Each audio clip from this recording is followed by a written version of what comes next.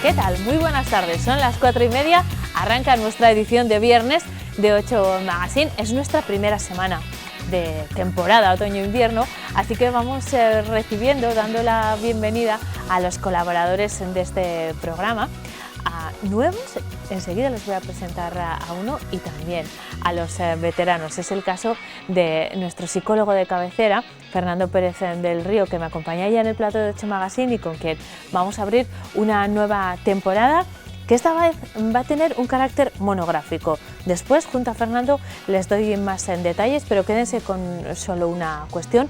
Vamos a dedicar todo nuestro tiempo a hablar de educación. Eso en cuanto a las secciones veteranas. En cuanto a las nuevas incorporaciones, si a ustedes les interesa el mundo de la decoración y las reformas, hoy van a conocer a un crack en ese ámbito. Es posible que le conozcan a través de las redes sociales, pero si no son habituales en YouTube o Instagram, les voy a presentar a Jon Telobusca, un profesional de reformas integrales que hace auténticas maravillas en los lugares en donde trabaja y que nos va a ir mostrando aquí en 8 Magazine semana a semana. Nos va a enseñar cómo transformar una casa, dónde encontrar los mejores recursos e ideas, todo eso cada semana con Jon Telobusca. Además, y como es nuestra primera semana, vamos a mirar a la información, la que hacemos desde esta casa, aquí en la 8 Burgos. Y lo haremos con el jefe de informativos de la 8 Burgos y con el presentador de la segunda edición de nuestras noticias. Reflexionaremos no solo sobre la nueva temporada, sino sobre la información de carácter provincial. Estaremos también con Gerardo de Mateo en Medina de Pomar visitando una exposición muy especial. Y bueno, van a ir ocurriendo diferentes cosas en este programa desde ahora, que son las 4:33, hasta las 6 de la tarde, porque estamos en directo. Les hablaremos también de gestación subrogada, conoceremos a unos jóvenes que practican la bicipolo, una nueva disciplina, bueno, la previsión meteorológica, por supuesto, todo eso en 8 Magazine. Comenzamos reencontrándonos con uno de los colaboradores habituales de los viernes, además. Se trata de, como les decía hace un momento, nuestro psicólogo de cabecera, Fernando Pérez del Río. Buenas tardes, Fernando, ¿cómo estás? ¿Qué tal? Muy bien, estupendamente. Teníamos muchas ganas de reencontrarnos con todos nuestros espectadores. Ha sido un descanso veraniego, ¿cómo han ido las cosas? Sí. Un buen verano. Bien, muy bien, estupendamente. Bueno, ya estamos en marcha, Fernando. Hoy es día 24, curso arrancado, más o menos preparada la temporada. Y en nuestro caso, que ya, ¿cuántas temporadas llevamos juntos? Pues llevamos empezamos la 4ª temporada y dentro de poco cumpliremos, no sé si lo tenemos que celebrar, no sé qué podemos hacer. Bueno, si es una buena noticia lo celebramos, 100, haremos 100 programas. Pues hay que celebrarlo. Sobre las ciencias sociales, o sea que es nuestro tema. Y en esto, como lo acabas de introducir, dentro de las ciencias sociales, que hemos hablado mucho de psicología, de sociología, vamos a dedicar esta temporada más a la educación. Vamos a hablar de educación, que es muy bonito.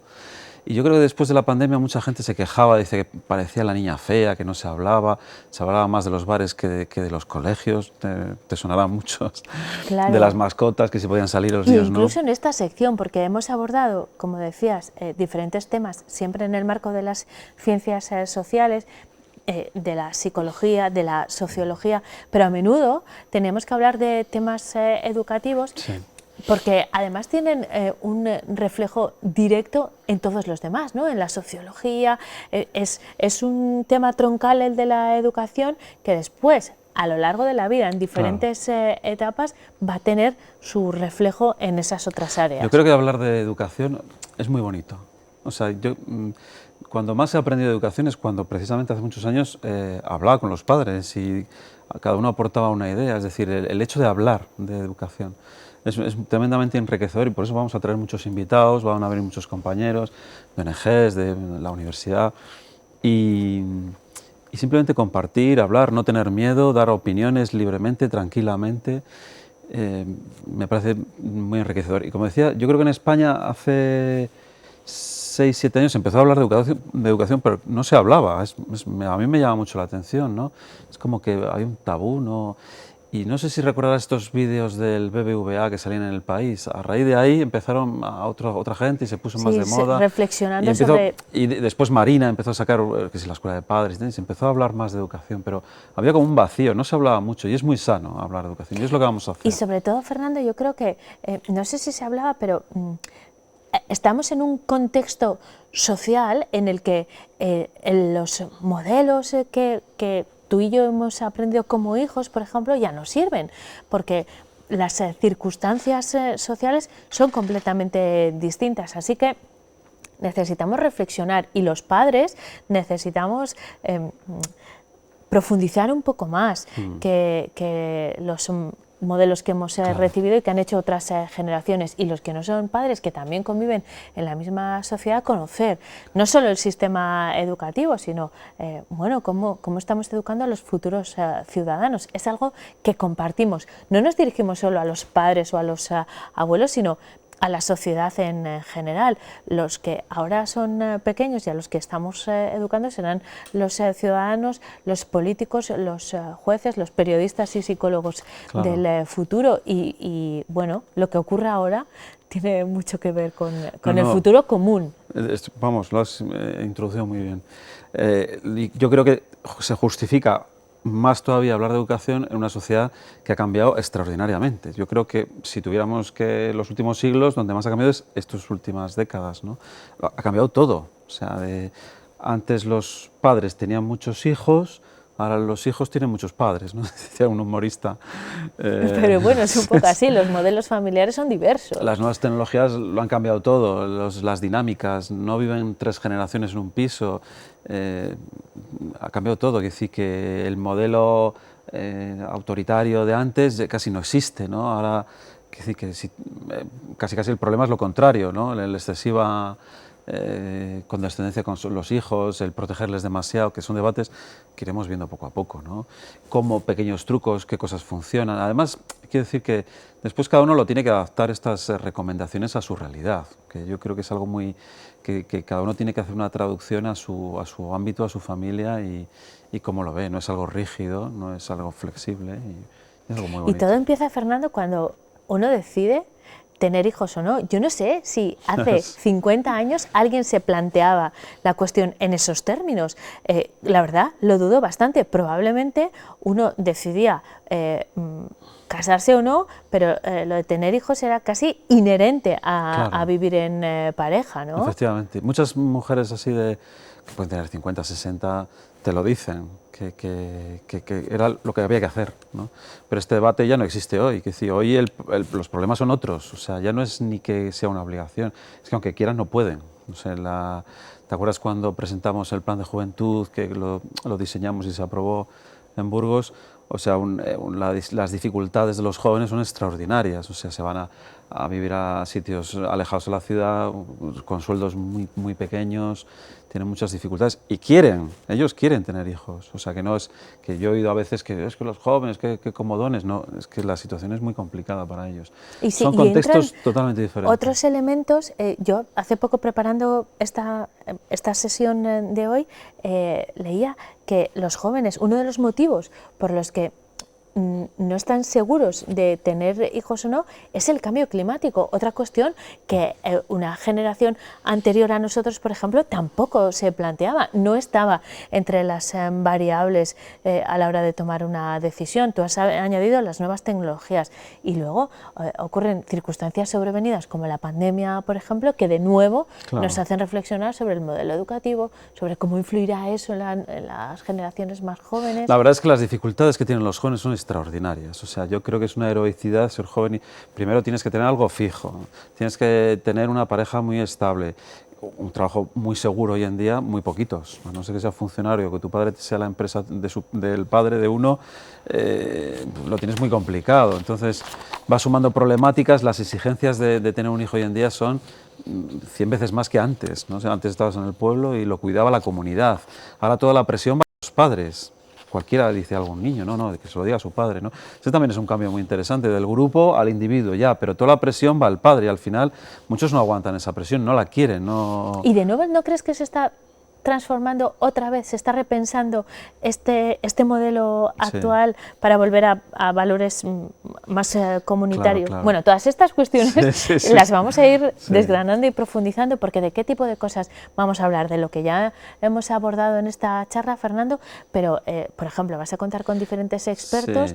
Vamos a tratar cosas generales y muy concretas también, es decir, vamos a dedicar programas yo creo que lo piden a mucha gente, es decir, cómo se ponen límites a un hijo, ¿no? Normas, límites, cómo se educa la responsabilidad dependiendo de la edad que tenga el hijo. Es decir, qué cosas puede hacer a los 10 años, a los 8, a los 12, si puede bajar por el pan, cuándo se recomienda, cuándo no, etcétera. Cosas muy concretitas. También podemos hablar de cosas más, pedagogías alternativas, como por qué no han llegado a incorporarse. Podemos hablar de tipos de padres, ¿no? Podemos hablar un montón de cosas. Tenemos la comunicación, casi los temas universales los vamos a tratar, que además es muy curioso, porque dentro de este programa, que es de psicología básicamente, de ciencias sociales, los grandes temas no los hemos tratado, que por ejemplo la depresión, la ansiedad, que son temas así como muy fáciles, pues hemos tratado cuestiones más difíciles y más... bueno, otro tipo de problemáticas. Pero ahora en este apartado, en estos meses sí que vamos a tratar los temas clásicos de la educación. Fernando, hay una cuestión que queremos abordar hoy y que yo creo que nos va a acompañar en la sección durante todas las semanas. Tú lo has bautizado como el efecto Pigmalión, ¿no? Que es, bueno, todos conocemos Pigmalión, y mi referencia es un poco más reciente, que es My Fair Lady, pero es el mismo ejemplo, ¿no? En My Fair Lady, ¿Cuál es esa? ¿no has visto la película My Fair Lady? No. En la que un logopeda enseña a hablar a Audrey Hepburn, ¿no? Y la convierte en una persona refinada a través del lenguaje. Bueno, se trata de construir un tipo de persona a través de la educación. En este caso son adultos, ¿no? Pero es un poco eso, volcar las expectativas de uno en otra persona es algo cuando menos delicado. Ya, bueno, nos viene muy al caso esto de que ha sacado Pigmalión, que es muy bonito, que viene del mito griego de Pigmalión, que es un escultor que hace una escultura que es Galatea y que se enamora de ella, ¿no? Esto es la excusa clásica. El efecto Pigmalión es que las creencias, que lo has explicado muy bien, de una persona modifican la conducta de otro. Entonces, si yo pienso que hay un estudio muy clásico en psicología que es muy famoso, hay estudios que son estupendos, y este es uno de esos, el Rosenthal y Jacobson, ¿no? Que cogieron y dijeron a una clase de 40 alumnos que todos eran iguales, ellos a escondidas falsearon los documentos y dijeron que la mitad eran casi extraordinarios y superdotados, ¿no? Entonces pasaron esos informes a los profesores. Y los profesores, sin darse cuenta, atendían más a los que se supone listos, les miraban más. Si no entendían algo, era por culpa de los profesores, no era por culpa de los alumnos. Y al final del curso puntuaban mejor en todo, estos alumnos. En notas, en variables de inteligencia. Es un estudio extraordinariamente bueno, ¿no? Entonces también es cómo influimos en la educación, cómo influimos en los otros, y lo importante del grupo y de hablar de estos temas, y bueno,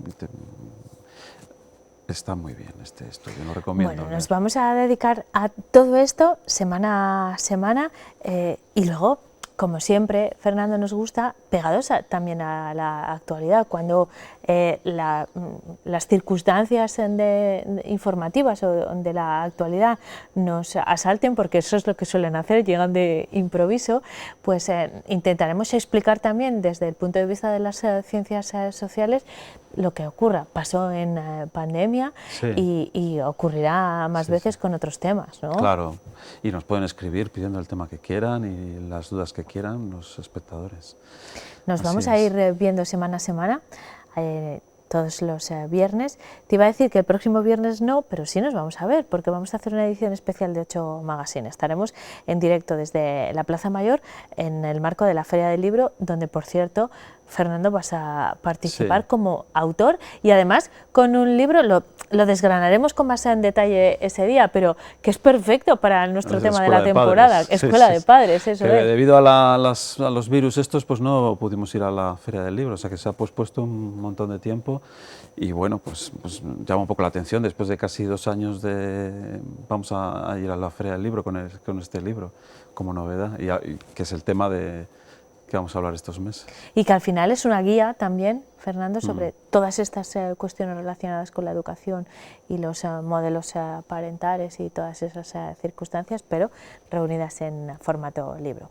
Bueno, pues hoy ha sido solo una aproximación, una presentación de lo que va a ser el resto de la temporada. Te vamos a ver el próximo viernes en la feria y cada viernes aquí en 8 Magazine hablando de todas esas cuestiones.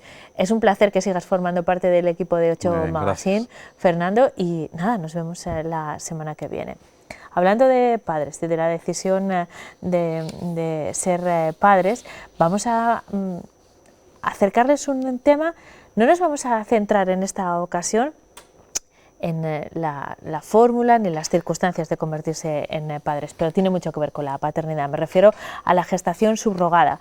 Una doctoranda de la Universidad de Burgos ha realizado un estudio sobre la gestación subrogada y no se detiene tanto en las cuestiones éticas o no, sino en las legales de tomar la decisión de formar una familia a través de la gestación subrogada. ¿Qué ocurre? ¿En qué situación legal quedan esos progenitores y ese niño cuando este sistema para tener hijos en España está prohibido? Nos lo explica en el siguiente reportaje Elena Talavera. El marco jurídico de la gestación por sustitución, comúnmente conocida como gestación subrogada, sigue siendo inestable y un tema de actualidad en España. El problema de la gestación subrogada es que desde la ley del año 2005 que regula el matrimonio homosexual favorable, este tipo de sucesos se han magnificado. Es decir, ya no son solamente las parejas heterosexuales las que recurren a esta práctica social, sino que también son las parejas homosexuales. ¿Y qué ocurre? Que al ser una práctica social y una realidad social vigente tan importante, la ley no se ha modificado en función de esa práctica social. Y de ahí que la respuesta que se está dando sea la jurisprudencia, es decir, son los tribunales los que están dando respuesta a todo este tipo de problemática y por eso durante todos estos años ha habido tantos casos y no se ha llegado pues como a un consenso ni nacional ni internacional. Al ser una práctica social y una realidad social vigente tan importante, la ley no se ha modificado en función de esa práctica social. En concreto, en nuestros textos legales en España tenemos una ley que es la Ley 14/2006 de técnicas de reproducción humana asistida, que en su artículo 10º contiene la nulidad de pleno derecho de este tipo de contratos que se celebran por gestación por sustitución, con independencia de si hay contraprestación económica o no. ¿Qué ocurre? Que al igual que en España hay otros países en los que se encuentra prohibida, por ejemplo en diversos estados de Estados Unidos. Pero también hay países donde hay una legislación favorable a este tipo de sucesos, por ejemplo en Australia o incluso también en algunos estados como de Estados Unidos o en Reino Unido.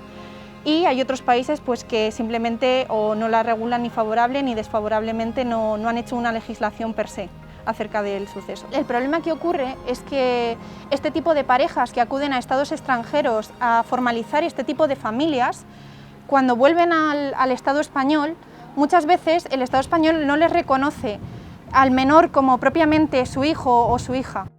Es decir, son los tribunales los que están dando respuesta a estos problemas. Nuestros textos legales no lo reconocen, aunque hay otros países en los que sí está permitido. Todavía no existe un consenso nacional ni internacional ante esta situación. Tienen que recurrir, tienen que pelearlo, tienen que, por ejemplo, recurrir a vías como la adopción o el acogimiento, que al final se desplaza mucho en el tiempo y generas que el menor esté en una situación de desprotección total, donde legalmente no tiene padre ni madre.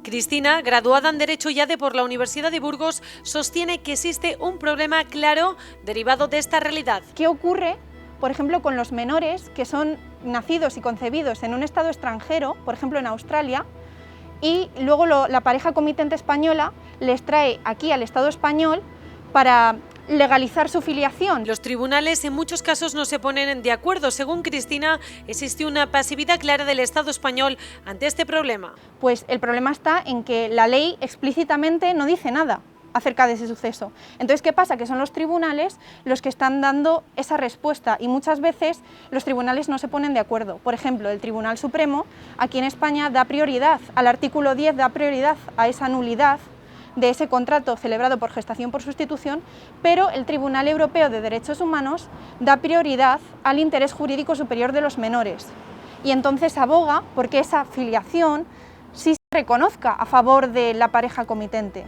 y generas que el menor esté en una situación de desprotección total, donde legalmente no tiene padre ni madre. Lo que viene a decir, por ejemplo, el Tribunal Europeo de Derechos Humanos es que esto no puede ocurrir, que el principio jurídico del interés superior del menor debe primar por encima de cualquier norma que tengamos nosotros, porque lo que no puede ser es que este tipo de menores se queden en una situación de incertidumbre total. El primer caso que se dio aquí en España de este tipo de gestación por sustitución. En concreto fue una pareja homosexual que acudió al estado de San Diego, en Estados Unidos, para formalizar un contrato de gestación por sustitución con contraprestación económica en este caso, y una vez que la madre gestante dio a luz al menor, la pareja lo trasladó aquí al Estado español e intentó reconocer al menor como su hijo. ¿Qué ocurrió? Que al ser los dos padres varones, el correspondiente responsable del registro civil se lo echó para atrás. No reconoció al menor como propiamente su hijo, porque él dijo que biológicamente eso era imposible y que la gestación por sustitución era una cosa nula de pleno derecho aquí en España y por tanto no se podía reconocer. Entonces la pareja recurrió este auto alegando que había habido pues una discriminación porque eran dos varones y no dos mujeres y por más motivos, y al final el Tribunal Supremo falló en contra de la inscripción de este menor en el registro civil como su hijo, alegando pues eso, que había sido un contrato nulo de pleno derecho y que no podíamos reconocerlo como tal en el Estado español. Sin embargo, el Tribunal Europeo de Derechos Humanos, en dos casos en Francia, el caso Lavensen y el caso Menenson, primó el interés jurídico superior de los menores en vez de las normas de este Estado. Entonces, pues son ideas un poco contrapuestas y lo que ocurre es que desde Europa hay una visión y aquí en España hay otra. De ahí que sea tan necesario revisar este tipo de normativa. Yo creo que es necesario que por lo menos se revisen este tipo de normas, porque en España son insuficientes. Es decir, hay una realidad social vigente, muy importante, que tiene que ser regulada de alguna manera. El derecho, una de sus funciones principales es la regulación de las relaciones sociales y en este caso lo que está ocurriendo es que al final se deja al menor en una situación de desamparo que no se debería dejar y se producen unos efectos y unas situaciones que si estuvieran reguladas de manera permitiva o prohibitiva completamente, eso es indiferente, pues no se producirían, pero se tienen que regular. Lo que no puede ser es que no se diga nada al respecto, es decir, que haya una completa pasividad por parte de nuestro legislador acerca de qué ocurre con estos menores, acerca de qué ocurre con su filiación aquí en el Estado español, acerca de qué pasa si una familia va a un estado extranjero y formaliza este tipo de contratos. No hay sanción, no hay ningún tipo de...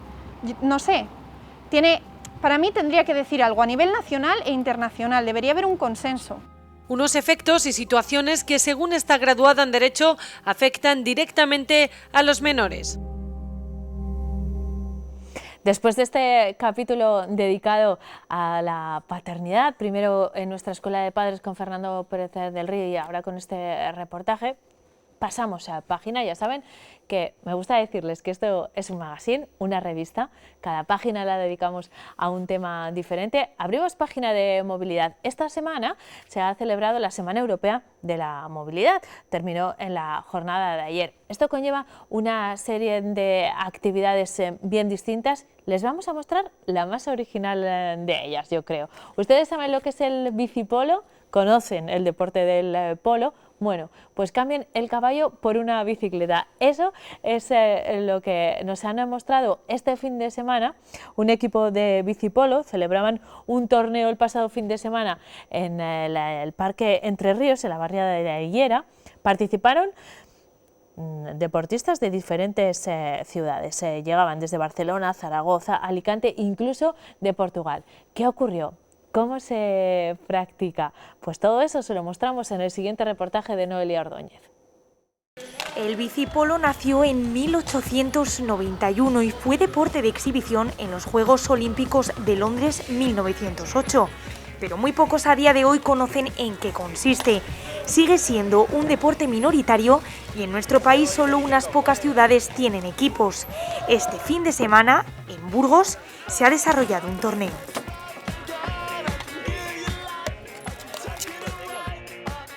Adrenalina, equilibrio y puntería es el bicipolo, un deporte generalmente desconocido que fue olímpico en 1908.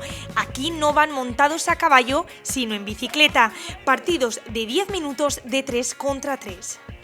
Básicamente, ya se puede ver, al final lo que se trata son 2 equipos, 3 equipos por 3 jugadores por equipo. Básicamente, pues es 2 porterías, jugar, intentar marcar goles. Lo bonito es que el juego en sí es bastante respetuoso. Juegas ahora 10 minutos o 5 goles, terminas y después vuelves a jugar pues, contra otros equipos, entonces al final siempre es amistad. Lo más importante es que haya amistad entre el deporte en sí. Para mí la adrenalina de estar jugando y y como cualquier deporte el desconectar. Los 10 minutos que estoy ahí. Y tienes que estar muy concentrado porque al principio es el palo, no chocarte, la bola. Entonces son muchas cosas al principio, a la gente le da un poco de cosa a empezar, por eso, que son muchas cosas, pero bueno, como todo es la práctica. Entonces lo que lo probamos, casi todo el mundo que lo prueba se engancha. Jugadores de Alicante, Barcelona o Zaragoza se han dado cita en un parque de Burgos. También han venido profesionales de Portugal, pero en este deporte, como en otros, el material es específico. Un mallet para golpear, manillares concretos y modificaciones en la bicicleta. Cualquier bici para ir a probar un día te vale, pero es verdad que a medida que vas jugando pues la gente va cogiendo bicis más específicas. Son bicis que tienen un cuadro muy corto para que sea una bici más manejable, lleva solo un freno delantero, ¿sabes? De disco, porque como llevas en la mano la maza, ¿sabes? Realmente el freno de trasero no lo puedes utilizar, entonces llevas un freno que frena bien adelante y pista. Y tiene un tipo de manillar un poco específico, tiene un par de cosillas, ¿sabes? Las ruedas son también específicas, con más radios, porque sufren mucho, porque llevan muchos golpes, entonces es un equipo un poco específico. También el propio palo que llevamos y el que se llama mallet tiene...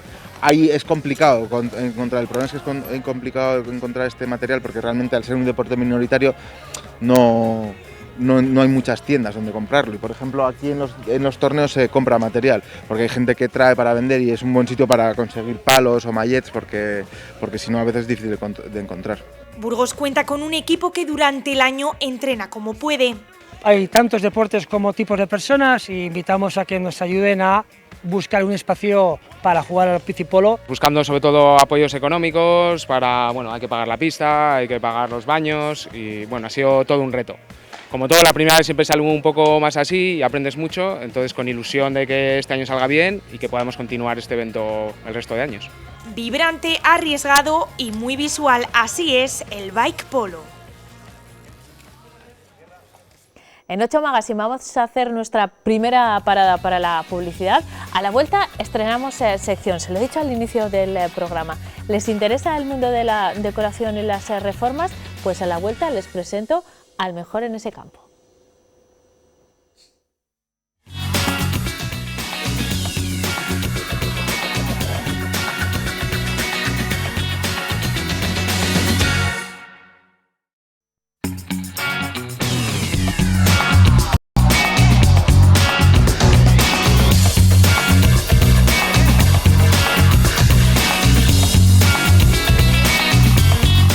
Las 5:05, estamos de vuelta, seguimos en directo en 8 Magazine y como les he anunciado justo antes de la pausa para la publicidad, estrenamos sección. En los próximos minutos vamos a hablar de decoración y reformas. Esta que es nuestra primera semana de la temporada, vamos incorporando a los veteranos, nos acompañamos un momento Fernando Pérez del Río, pero también tenemos novedades en 8 Magazine.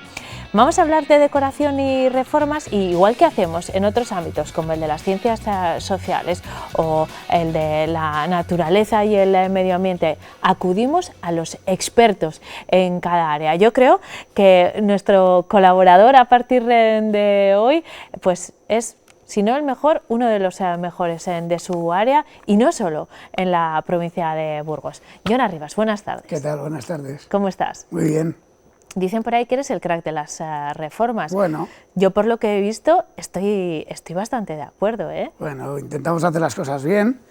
Yo creo que de una manera diferente también, que se salga un poco del habitual y sobre todo mostrarlo, que es lo que gusta, mostrar el trabajo cuando se acaba, pero también cuando se empieza, que es ahí donde tiene el salseo y ese puntillo que nos gusta verlo todo tirado y después ver que se puede hacer, con muchas ocasiones parece magia, ¿no? Parece magia, pero hay mucho oficio y también una visión que eso, Jon, hay cosas que se pueden aprender, pero yo creo que hay cosas que se tienen o no se tienen y ya está. Y cuando tú llegas a un espacio, porque tú te dedicas a las reformas integrales, ¿no? Sí, reformas sí. De solamente casas. hacemos reformas integrales, igual en algún caso puntual, pues de gente así un poco, pues intentamos cumplir sus expectativas y reformamos igual alguna estancia, pero muy raro es. Solamente hacemos reformas integrales.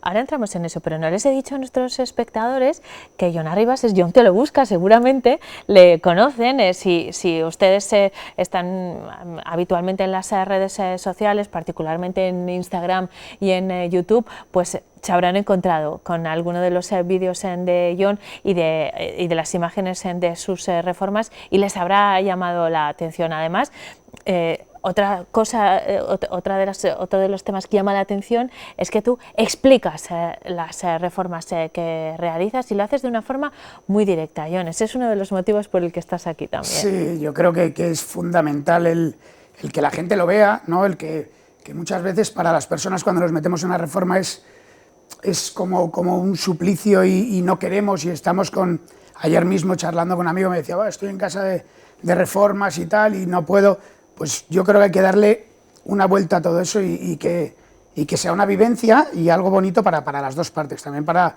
la parte del que tiene su casa o su piso, que él también se ilusione durante esos 2 meses, 3 meses o un mes incluso que hemos estado solamente con alguna obra. Pero para eso es necesario, Jon, que tengan confianza, en este caso, en ti, ¿no? Porque cuando alguien acomete una reforma, volvemos a ese punto en el que estábamos hace un momento. Uno sabe qué quiere, se compra una casa o hereda una casa o tiene una segunda residencia en el pueblo o se compra un piso muy viejo porque le gusta la zona o eso es a lo que puede aspirar y quiere transformarlo por completo. Cuando uno no es experto, tiene una idea de cómo quiere que sea su casa, pero no esa visión a la que me refería hace unos minutos, que es lo que aportéis vosotros en Jon Te Lo Busca. Pues yo creo que eso es lo más complicado a la hora de llegar a una casa. Tú date cuenta, cuando nos llaman, la visita que haces es una visita más o menos rápida, ¿no? Y en ese momento tú ya tienes que ver un poco cómo pueden ir los espacios, lo que el cliente también quiere, que tú lo tienes que llevar después a cabo en esa reforma, ¿no? Pero yo creo que es una cosa que te tiene que salir. Eso, como has dicho bien antes, yo creo que se tiene o no se tiene. O sea, el trabajarlo, se puede trabajar, pero yo creo que es más algo innato. No te digo que yo sea el mejor ni mucho menos, hombre, faltaría más, no. Pero sí creo que se nos da bien. A mí y a mi equipo, claro está. Vamos a ir viendo a lo largo de esta conversación algunos de los trabajos que habéis realizado recientemente, pero semana a semana iremos conociendo proyectos concretos, Jon. Veremos lo que llamamos el antes y el después, ¿no? ¿Cómo te encuentras una casa? ¿Cómo la derribáis por completo? Yo creo que eso es lo más chulo. Sí. Yo creo que eso es lo más chulo de esto, el que muchas veces solamente ya nos enseñan el después y antes de todo eso ha habido una batalla de gente que ha pasado por las obras. Es más, incluso como te dije el otro día, me gustaría que vinierais algún día a grabar en obra pura, para que veáis los oficios que entran, la cantidad de personas que pasan al cabo del día, cómo se tiene que gestionar todo, que creo que es muy guay. Y que es una manera diferente. Yo creo que lo que queremos con esto, cuando contactaste con nosotros para intentar hacer esta sección y tal, yo creo que lo que más me llamó la atención es que, sobre todo, me dabas libertad total en hacerlo como quisiéramos, pero llevar lo que hacemos en Instagram aquí, traerlo aquí y que la gente lo vea tal que así, desde que compra la señora o el señor o los chicos la casa hasta que se reforma todo y queda pues como lo solemos dejar, o intentamos dejarlo. Vamos a ver algunos ejemplos. Vamos. Queda de lujo. Bueno, estamos viendo algunos ejemplos de trabajos concretos, pero a lo largo, insisto, semana a semana iremos viendo cada uno de los proyectos y sobre todo veremos la transformación. Y se trata también, Jon, de que los que no nos dedicamos a esto, los que no tenemos ni idea, pues veamos nuevas ideas, sí, nuevos claro. materiales, soluciones que podemos encontrar, porque al final tú eres un experto en aprovechar el espacio, ¿no? En sacar el máximo partido. Creo que por lo que nos cobran por el metro cuadrado de las viviendas a cualquiera, creo que es que el desaprovechar un metro es tirar la pasta, ¿no? Y es importante el aprovechar cada rincón, para lo que sea, pero aprovecharlo. Para eso, bueno, iremos viendo cada semana buenos ejemplos. Jon, cuando alguien llega hasta ti, te plantea una reforma, ¿cuál es el mejor cliente? ¿El que te acompaña durante todo el proceso con la ilusión que te caracteriza y que tú dices que tienes que tener con tu proyecto? ¿O el que dice, mira, Jon, esto es lo que hay, yo no puedo o no me veo capaz de tomar decisiones sobre cada detalle, ¿no? Porque son muchas las decisiones que hay que tomar. Yo creo que hay de todo, ¿no? Cada uno somos de una manera y hay gente que son más lanzadas, otros que te dejan hacer muchísimo. Por lo general, yo siempre digo que tengo una suerte de la leche en los clientes, no es el quedar bien ni mucho menos, ¿eh? O sea, tengo una suerte, pero de escándalo. Y hay algunos que sí que le tienes que coger más de la mano y ir llevándole durante todo el proceso de la reforma y tal, pero hay otros que es que no quieren saber nada. O sea, tuvimos un caso que yo creo que le vamos a traer aquí, que es muy chulo, de unos chicos que compraron la casa, acabaron locos y me dijeron, mira, Jon, toma las llaves, queremos 3 habitaciones, 2 baños y en 3 meses venimos. Y bueno, lo grabamos todo como fue, la chica emocionada, fue una cosa muy guay, muy guay. Claro, porque realmente tu trabajo consiste en tomar decisiones. Tú tienes un gran equipo, expertos en cada uno de los oficios, que son muchos, como decías, los que pasan por una obra, pero al final el que marca en este caso eres tú y por supuesto los propietarios de la casa, pero hay que pensar el grifo, cómo se va a abrir la ventana, qué tipo de vida voy a hacer. Un montón de detalles que tienes que ir pensando. Además soy un tío que también lo digo en redes sociales, que no me gustan nada los planos, no me gusta, hasta que no tiro la vivienda no hago un plano, porque no sé, voy un poco al contrario que igual que todos los que nos dedicamos a esto, ¿no? Pero me gusta estar mucho en obra, estar, como que siempre digo, barro, y desde ahí se ven un montón de circunstancias que quizás en plano, pues sí las ves, ¿no? Pero no de la misma manera.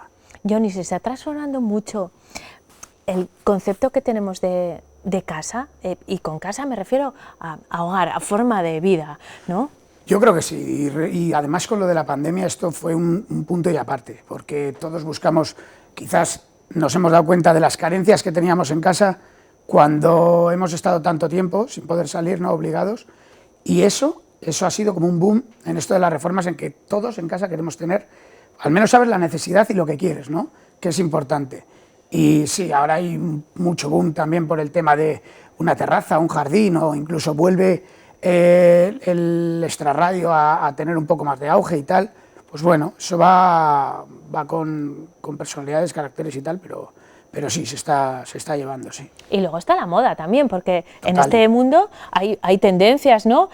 No solo respecto al tipo de casa, que no tiene nada que ver, pues la casa que compraron nuestros padres en su momento con la que compraríamos nosotros ahora, ¿no? O cómo la queremos reformar. Pero es verdad que la moda juega un papel importante. ¿Lo nórdico ya ha pasado o no?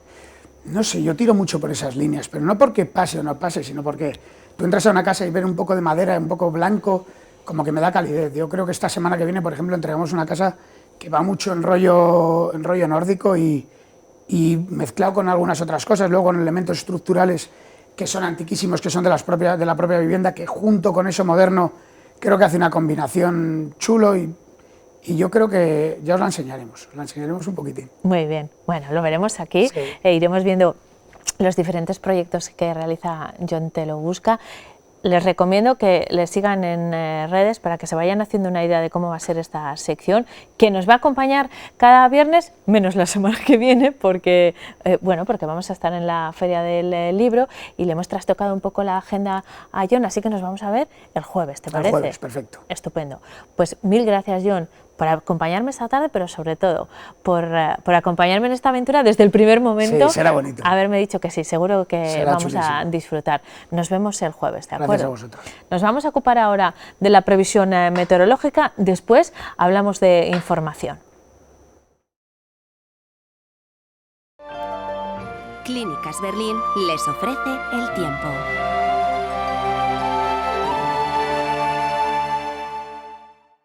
Hoy al amanecer ya podíamos observar altocúmulos castellatus, unas nubes que nos indicaban inestabilidad. Y según ha ido avanzando la mañana, los cielos se iban poniendo nubosos por el suroeste.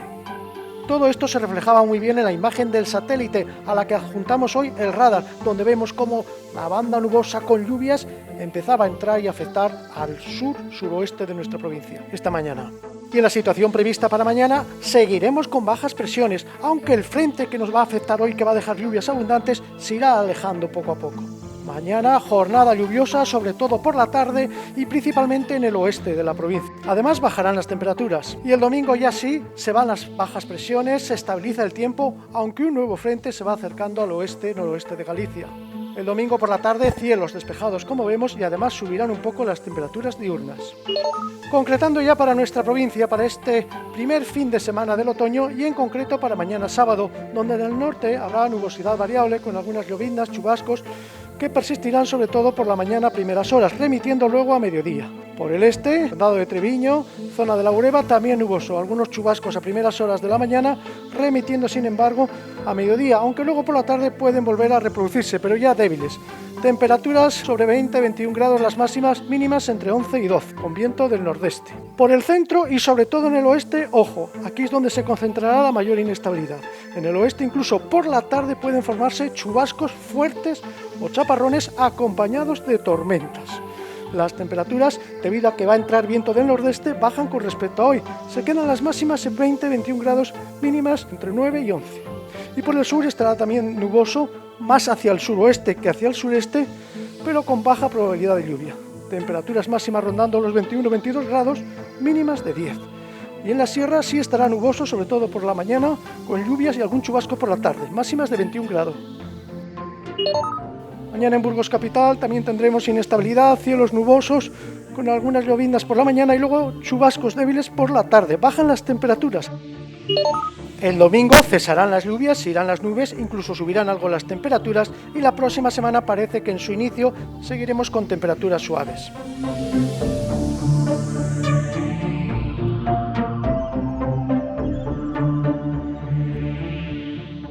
Pues ya ven que la previsión de cara al fin de semana es tal y como nos anunció ayer mismo Daniel Angulo.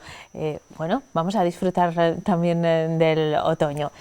Desde el inicio del programa les estoy hablando de las reincorporaciones a 8 Magazine, a los nuevos, como John Te lo busca, que se incorporan como colaboradores al programa, y los veteranos con los que nos reencontramos. Esta ha sido nuestra primera semana en este plató, primera semana de temporada, y es momento de reencuentros.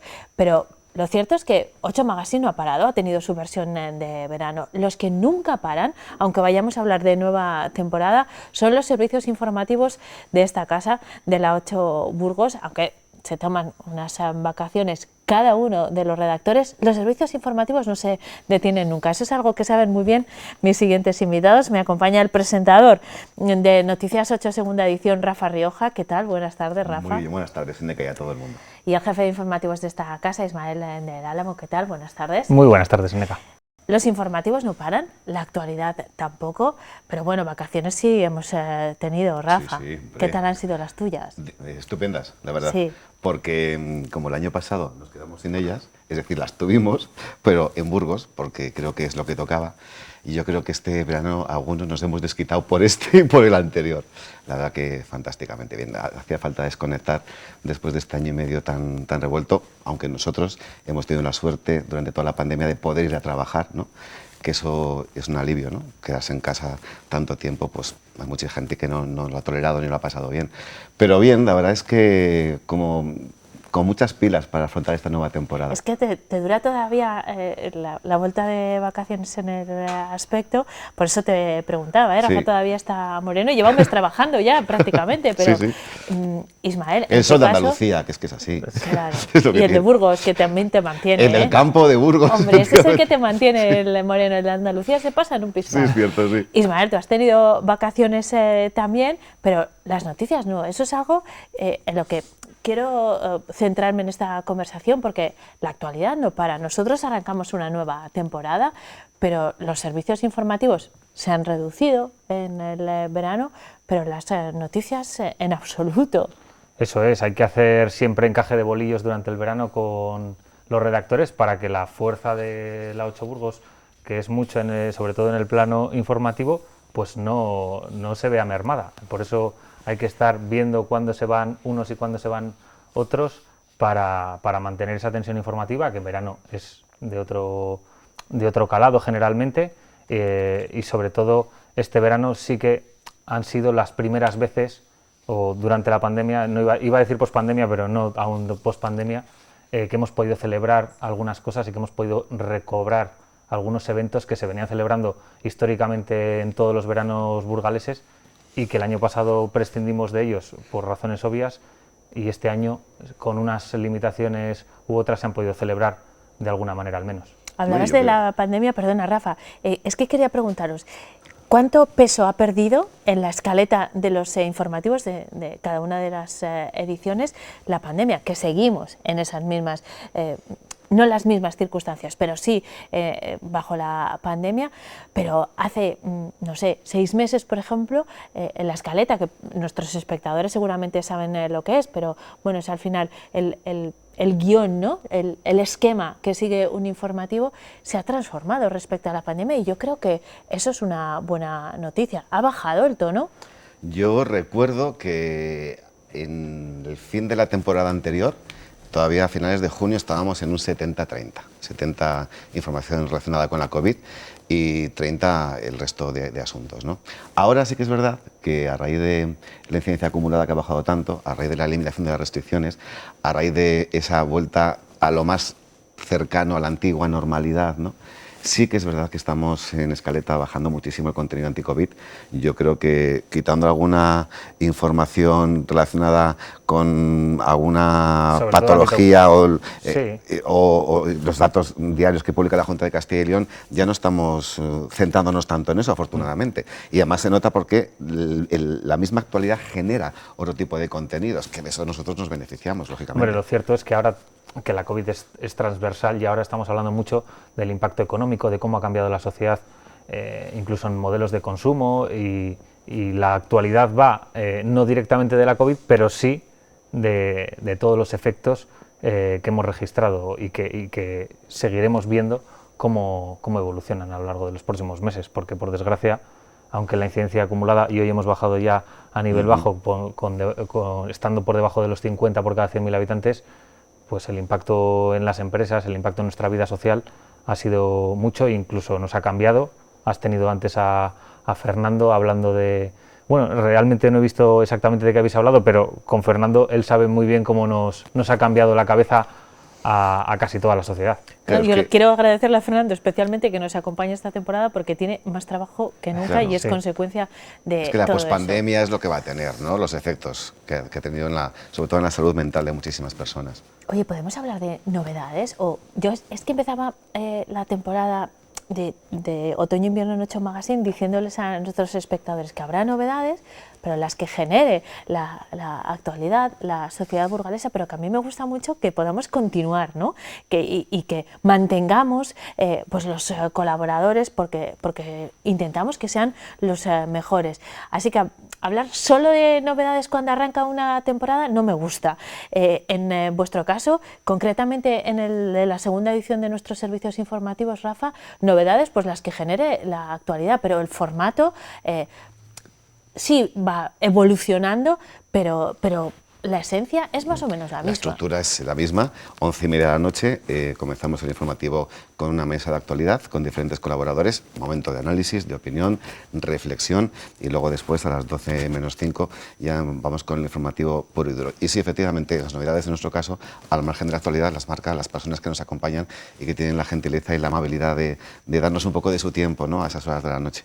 Y sí, tenemos nuevos fichajes, algunos ya les hemos presentado esta semana y continuaremos la que viene. El resto de los habituales todos continúan, o sea que va a haber, no se van a repetir muchas caras, porque son pues casi una treintena de colaboradores, ¿no?, que están con nosotros en Noticias 8 edición noche, y bueno, vamos a intentar sacar de ellos lo mejor que tengan, desde luego. Ismael, hay una novedad importante en nuestra parrilla respecto a la información. Lo abordábamos el martes con el director de esta casa, pero me gustaría volver a detenerme en esa cuestión, porque además está a punto de estrenarse, será mañana, en las franjas en las que de lunes a viernes hay información, también va a haber información el fin de semana. Sí, bueno, lo estrenaremos a partir de la semana que viene, porque Carla, que es la que va a dirigir la... Está de vacaciones. Está de vacaciones. ¿Y no lo habéis llamado? Aún todavía tenemos a una compañera de vacaciones, que esperemos que esté disfrutando de sus últimos días, y a partir de la semana que viene, efectivamente, recogeremos las noticias más importantes que nos ha dejado la semana en un formato de 25 minutos para que todos los espectadores, pues que durante la semana, durante los días de diario no tienen mucho tiempo, pues puedan verlo en un espacio un poco más sosegado, lo más importante que ha dejado la actualidad de la provincia de Burgos.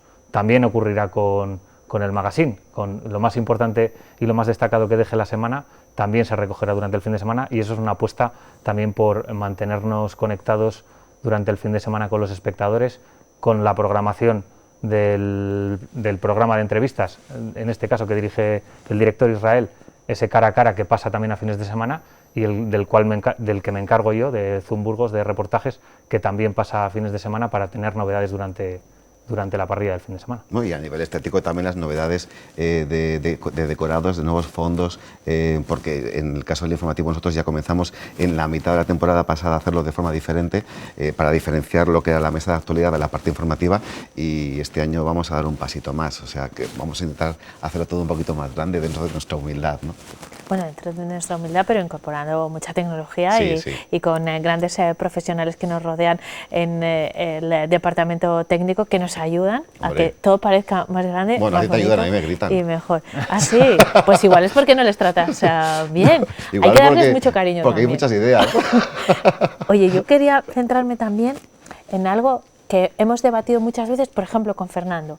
Esta es una época en la que consumimos muchísima, no sé si decir información, porque yo creo que todo lo que se divulga no es información. Hay mucho material, particularmente audiovisual.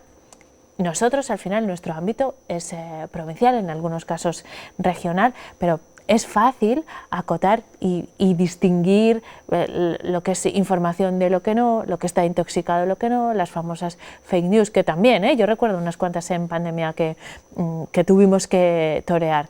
¿Cómo veis ahora mismo el panorama de la elaboración de información, que es lo que nosotros hacemos? Nosotros sí hacemos periodismo, porque somos profesionales, todos nuestros compañeros lo son, se contrasta la información que se emite, se elabora, no se graba con un móvil, aunque emitimos desde luego las imágenes cuando el mensaje lo requiere, pero ¿cómo veis en el ámbito de lo provincial la elaboración de información de calidad, cuando la gente está tan abrumada por el volumen de contenido que le llega? Pues es la única manera, Eneca, de hacerlo con calidad y con seriedad, de luchar contra la desinformación.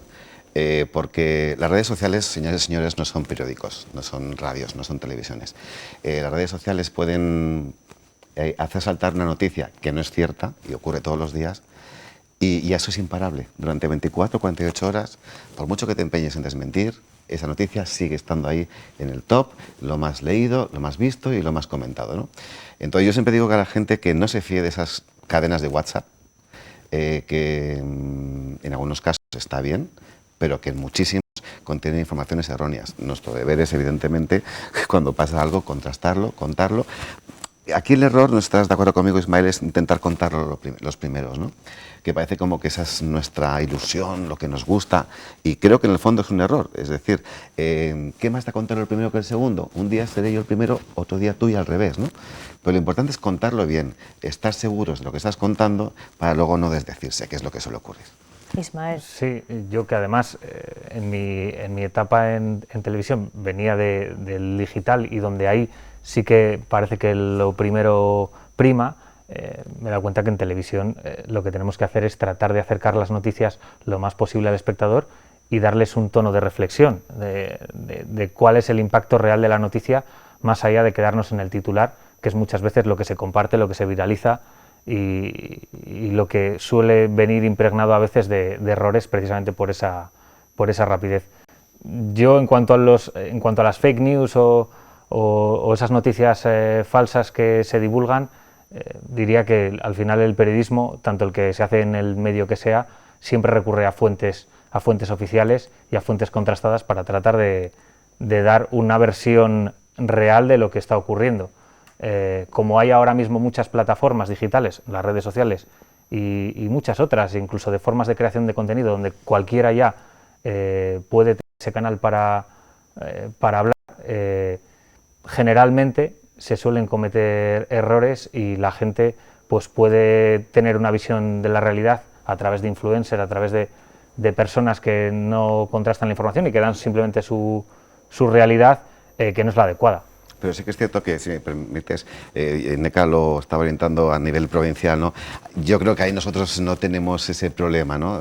No suele haber fake news a nivel de Burgos, capital o provincia, incluso Castilla y León.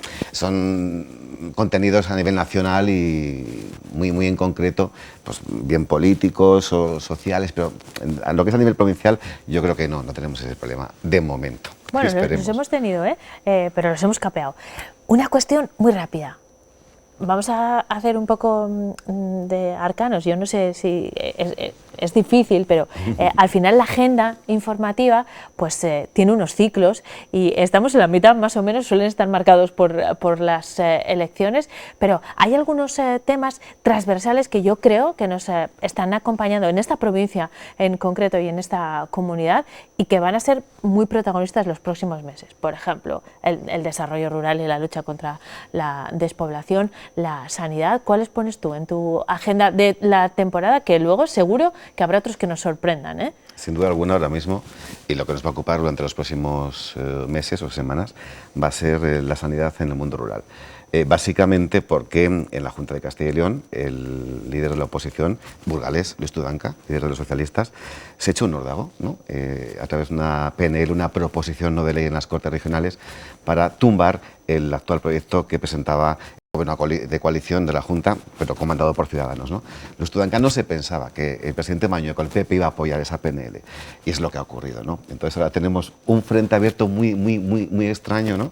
De PP con PSOE juntos de la mano contra Ciudadanos, que a su vez es la mano derecha, ¿no? del Partido Popular. Entonces todo eso va a marcar mucho la agenda. Y eso tiene muchas estribaciones, además después, desde el punto de vista político y es muy serio, y municipal. Y es algo muy serio que yo creo que no tendría que politizarse tanto, porque, a ver, todos sabemos que no hay médicos suficientes, que esto hay que hacerlo de forma racional, hay que pensar, pero no de esta manera como están haciendo para atacar de esa manera a la consejera de Sanidad. Eso a nivel regional, pero local, porque afecta a cada provincia, ¿no? de Castilla y León. Y luego ya lo que es Burgos, yo creo que muy pendientes del gobierno en coalición del Ayuntamiento de la capital, ¿no? Acabará de la Rosa, Partido Socialista, la legislatura como alcalde. Habrá algún conato de moción de censura, porque Ciudadanos de alguna forma tendrá que mover ficha de cara a los comicios de 2023, porque se prevé que su formación no va a ser representativa. Entonces, hay muchas incógnitas ahí al respecto. Ismael, dos temas, que me tengo que ir a publicidad. Bueno, es que coincido con Rafa. Yo creo que además este año en materia más municipal habrá grandes infraestructuras que pegarán avances significativos, porque este es el tercer año del mandato y es el año en el que se registran esos avances importantes para las inauguraciones antes de las elecciones, que es lo que realmente importa. Esos tiempos políticos estarán muy enmarcados. Y luego en materia sanitaria, pues también los focos que hay en cuanto a la reordenación sanitaria a nivel regional les tenemos en el Hospital Universitario de Burgos, con el gerente en tela de juicio por el Partido Popular, habrá muchas novedades, yo creo que en esos dos ámbitos. Bueno, de esas novedades, de mantenernos al día respecto a esas novedades, se encargan, entre otros, detrás hay un gran equipo, Rafa e Ismael, que me han acompañado esta tarde, os doy las gracias. Isabel Miñón, a las 2 de la tarde, mi compañera. Por supuesto, en la primera edición de los informativos, y todos los compañeros que elaboran esa información, les vemos cada día a las 12 y a las 8, así que, bueno, muchas gracias por venir hasta aquí, podéis venir cuando queráis, sobre todo con noticias frescas. Yo te ofrezco mi directo, Rafa, cuando quieras. No nos has contado qué tal tu verano, perdona. Pues invítame de tertuliana y te lo cuento. Otro perfil. Nos vamos a publicidad, después tenemos que irnos a Medina de Pomar, que nos está esperando Gerardo de Mateo. Será tras la pausa.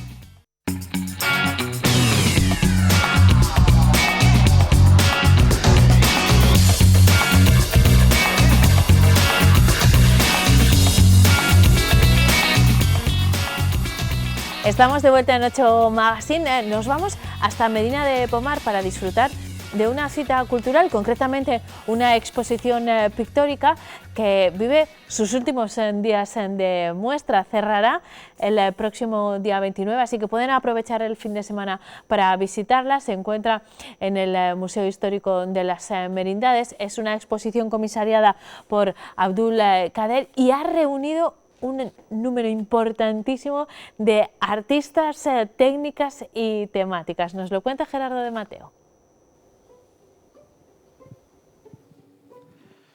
Hola, ¿qué tal, Ineca? Pues hoy nos hemos venido, fíjate dónde, a Medina de Pomar. Estamos en el Museo Histórico y dentro de una de las salas de estas maravillosas torres que tenemos aquí en Medina de Pomar. ¿Por qué? Porque yo creo que hoy estamos delante de uno de los eventos importantes de todo el año aquí en Medina de Pomar, como es esta exposición. Una exposición internacional, ya eso dice mucho, solo que dice aún mucho más cuando yo te diga que aquí, en esta misma exposición, hay 79 artistas que exponen sus obras durante estos días aquí en Medina de Pomar. Su comisario, el comisario de la exposición, que lleva mucho tiempo trabajando en ella, es don Abdul, que le tengo aquí. Abdul, muy buenas. Buenos días. Lo primero, felicidades. Gracias. Me parece un logro todo lo que se ha hecho aquí en esta exposición. Buenos días a todos los oyentes de su programa y agradezco esta visita de la televisión de Castilla y León. Abdul, sí. Ha costado mucho, ¿no? Ha costado muchísimo hacer esta exposición porque son muchos artistas de muchos países. Hay representantes de los 5 continentes en esta exposición. Caray. No ha faltado ninguno. Y especialmente he puesto el tema la mujer. No solamente la mujer, la artista española, sino de todos los 5 continentes hay mujeres que están presentes en esta exposición. Una exposición que obviamente no solo has estado tú organizándola, te han ayudado las organizaciones, el ayuntamiento, ¿verdad? Sí, sin ninguna duda. Gracias al ayuntamiento de Medina de Pomar, gracias al Ateneo de Café Universal de Medina de Pomar y gracias a todos los artistas, porque sin ellos no hubiera sido posible. Y sobre todo al museo que nos ha acogido en este espacio, digamos, y nos ha brindado su espacio para hacer esa exposición. Abdul, quitando la pandemia aparte, ¿cómo se fragua una exposición como esta? ¿Cómo se trabaja en ella? ¿Cómo se ocurre a uno? Bueno, el trabajo viene de hace muchos años. Yo llevo exponiendo en España hace 50 años, que he llegado en 1970 a España y sigo en España, ¿no? Entonces eso a través de los amigos, de las exposiciones colectivas que hacemos. Y generalmente la confianza, sin confianza no puede, digamos. Hay mucha gente que no me conocen personalmente, especialmente de otros continentes, pero mi nombre sí lo conocen. Y eso a que han mandado sus obras antes de saber si es posible, si va a ser posible o no. Y todos han mandado. En el primer día se ha dicho 60 artistas han ¿Con la primera llamada ya? 60. Sí, la primera llamada, 60, el primer día. La pena es que han quedado muchísimos, he dicho, y siempre digo, 200 personas que no han podido participar, sea por la distancia o sea porque el espacio. A última hora se han apuntado mucho más todavía, pero el espacio ya no cabe más. De todos los artistas que están expuestos aquí, Abdul, ¿han venido muchos a ver su obra y a ver la exposición?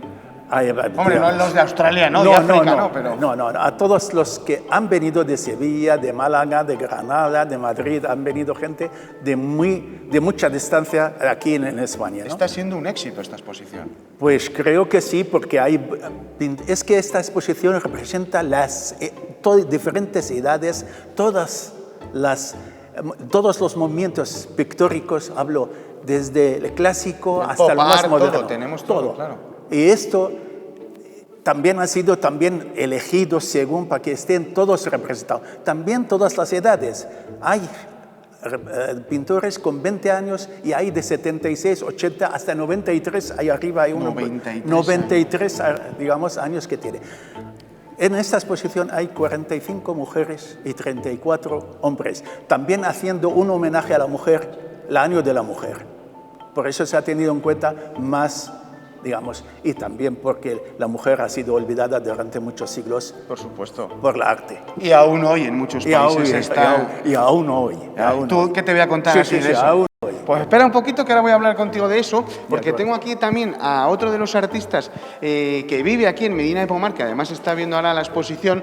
Este es su cuadro, que es el de Fernando, que le tengo aquí. Hola, maestro. Hola. Bueno, un lujo poder tener un trocito de esta pared tan importante históricamente hablando, pues uno de sus cuadros, ¿no? Sí, hombre, claro, todo apoya, y este castillo que ha llegado a ser un museo, yo lo he conocido completamente, casi de ruido, y mira por donde ahora tenemos salas de exposiciones, museo y todo lo que haga falta. El trabajo que se ha hecho en estas torres es inconmensurable, ¿verdad? Inconmensurable, ha sido un acierto en todos los sentidos. Ojalá todo lo que tenemos aquí en Medina, el patrimonio artístico tan grande que hay, se pueda salvar de alguna manera, pero en ello estamos, a ver si podemos hacer algo. Fernando, cuando uno se ve en el programa de mano con mira, te estoy viendo aquí, fíjate, además se te ve bien, ¿eh? Sí. Cuando se le ve a uno aquí, ¿qué piensa? Pues yo tengo un ego muy pequeño. No me importa. Aparte de eso, he hecho ya 120 exposiciones, o sea que te quiero decir que es una más, y estoy encantado de estar aquí, y estoy en Medina porque quiero estar, o sea, vivo aquí porque he querido, y estoy muy contento de poder participar, pero bueno, nada más, o sea, no tiene importancia. En la vida estas cosas son importantes hasta cierto sentido, pero lo demás... Hay otras cosas mucho más importantes en la vida. En esta ocasión has traído un paisaje, pero tienes diferente obra repartida por todo el mundo, sí. De otros estilos, ¿no? Sí. Sí, bueno, este cuadro, por ejemplo, yo he vivido en Marbella 22 años. Y cuando me despedí de Marbella me fui con mis alumnos a París. Nos fuimos a una excursión de despedida a París. Y nos fuimos a Giverny, que es el pueblo donde vivió Monet. Y yo quedé impresionado con su jardín, lo más bonito que he visto en mi vida. Y entonces hice pues montones de fotografías y he hecho 3 exposiciones en honor a Monet, o sea, en honor a su casa, su estilo, su forma, y tengo un montón de cuadros de él, y este es uno de los cuadros de su jardín. Qué bonita historia. Igual hay aquí otros artistas que vienen un día a ver la obra y se enamoran de su cuadro y dicen, voy a hacer yo en homenaje a Fernando algo también, ¿no? ¿Por qué no? Pues 120 exposiciones no las hace cualquier pintor, ¿eh? No, hombre, claro, pero bueno, sería una cosa impensable. Hoy el arte está muy devaluado, así que hoy no se vende nada, no los pintores, sino los ceramistas, los fotógrafos, está todo muy, muy devaluado. La gente no le interesa tener cuadros en casa, y yo lo entiendo, o sea que es... Pues yo no, yo tengo muchos cuadros, por eso lo digo. Sí, pero si yo tuviera ahora 40 años o 50, por ejemplo, yo no podría vivir de lo que he vivido, porque no se vende. La gente no quiere cuadros en casa, se van a un centro comercial de estos y se compran por 40 euros un monstruo grandísimo y es lo que ponen. El minimalismo, o sea, no... Pues bueno, volverá al buen gusto algún día, digo yo, porque la educación y la cultura pues no se pueden perder, tienen que seguir adelante. Pues ojalá vuelvan como las golondrinas a sus nidos a posar. Volverán. Gracias, Fernando. Me voy a venir con Abdul de nuevo, Porque, claro, ustedes la han visto, le han reconocido que no tiene un habla muy castellana, aunque habla perfectamente el castellano. Abdul es sirio. Yo soy sirio, sí. ¿Cómo un sirio está aquí durante tanto tiempo? No lo has pasado bien de chaval, ¿verdad? Bueno, yo vine a estudiar en 1970. Entonces hice mis estudios aquí y al poco tiempo de llegar aquí, a los 2 años, me casé con una castellana. Y por eso Castilla le llevo siempre en el corazón y conmigo donde voy, porque es mi mujer conmigo siempre. Llevamos 49 años casados. Una de Palencia. ¿Una palentina? Una palentina. Tenemos una hija y también es artista y participa en esta exposición. Aquí su obra que habla, es española, esta, y que habla perfectamente del tema sirio, ¿no? Cuéntanos. Pues más o menos, a ver este es un rincón de Alepo, perfectamente podría ser. Bueno, es el digamos, surrealista, ¿no? El dolor, lo que quiere es limpiar el dolor que hay en una ciudad como la hemos pasado en Alepo. Furia imparable se llama el cuadro, ¿verdad? Furia imparable, sí. El dolor, la muerte también representada aquí. Necesitamos un milagro divino, porque está desde el cielo a ver si un soplo que quita toda la violencia que hay en un país como Siria. ¿Sigues teniendo familia en Siria? Sin ninguna duda. ¿Estás con ellos permanentemente en contacto? Somos una familia que estamos repartidos en este momento en 9 países. Llevamos 10 años en guerra en Siria y aún no hemos podido celebrar. Hablo yo aquí porque nunca hemos estado, digamos, tan separado la familia, ni una Navidad, ni una fiesta, ni nada. ¿Por qué? Porque cada hermano está en un país, cada sobrino está en otro país. Claro, cuando hablas así, yo estoy recordando a los españoles que hemos estado una Navidad sin vernos y ya para nosotros ya ha sido eso, imagínate ya 10. 10 años. 10 años y nosotros, mi mujer, mi hija y yo estuvimos en Siria. Fui a ver la familia un poquito antes de comenzar la guerra en Siria. Fue a principios del 2011 y a las 2 semanas empezó la guerra y ya no podíamos salir. Se cerró el aeropuerto y no podíamos salir. Y quedamos allí, pues, secuestrados en nuestra casa 3 años.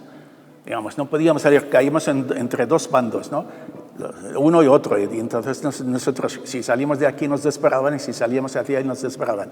Y al final, pues mataron a una cantidad de familiares. Yo he perdido unos 27 miembros de primos y sobrinos, sí, incluso hermanos, 2 hermanos.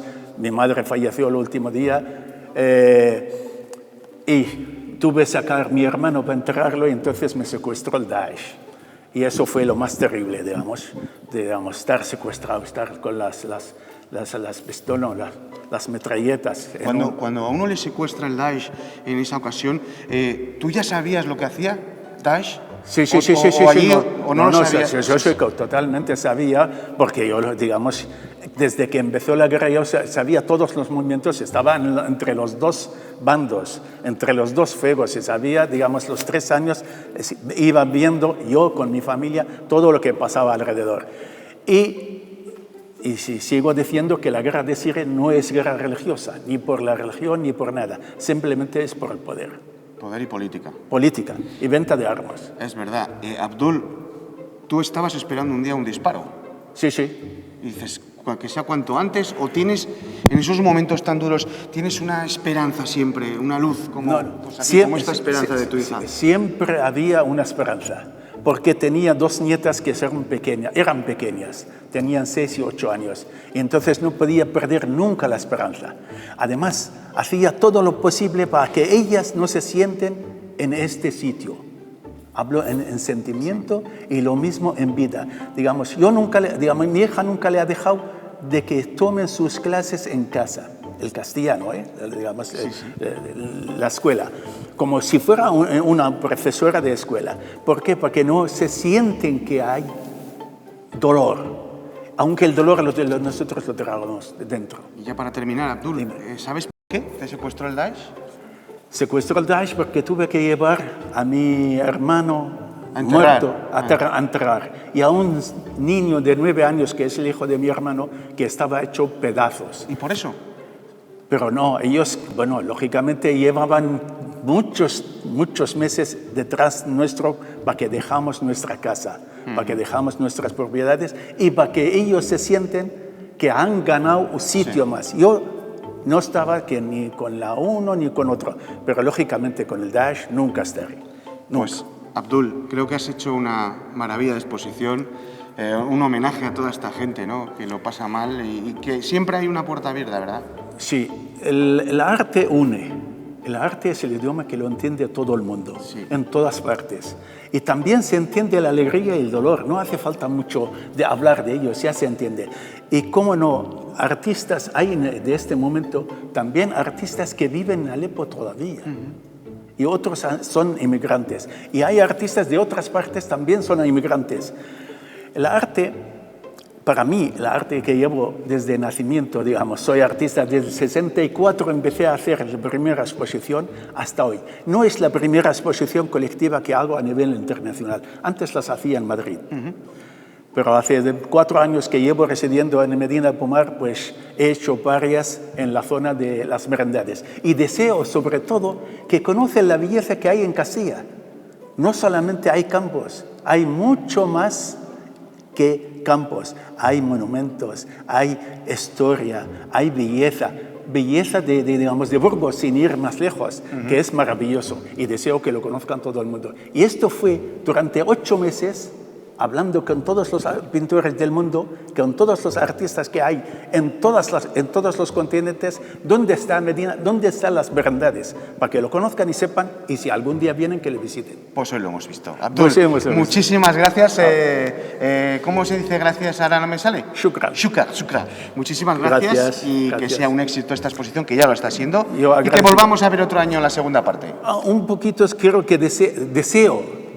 Decía Renoir, para conocer el arte hay que venir, hay que ir a verlo.